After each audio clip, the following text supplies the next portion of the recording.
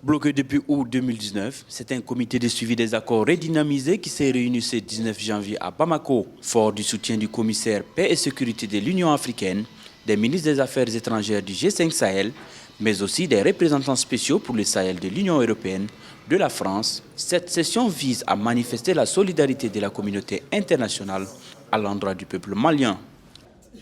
C'est la première fois qu'il y a ce genre d'adhésion et cette appropriation nationale par tous les Maliens de cet acquis de très grande importance.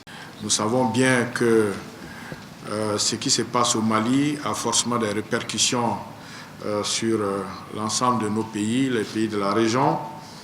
Et la sécurité du Mali, c'est la sécurité du Sahel, c'est la sécurité du Burkina Faso. Après le sommet de Pau, dont l'une des recommandations était d'aider le Mali à recouvrer l'intégrité de son territoire, cette réunion de haut niveau marque un tournant décisif dans la mise en œuvre des accords. C'est un CSA de reprise, mais aussi un CSA dont l'agenda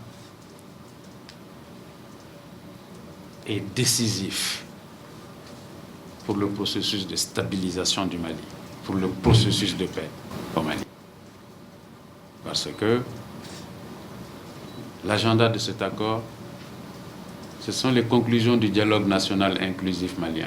Les signataires des accords entendent travailler au redéploiement de l'administration avec les structures de base et de l'armée reconstituée dans tout le pays, notamment à Kidal, afin de mieux contrer la montée des groupes terroristes qui endeuillent la bande sahélo-saharienne.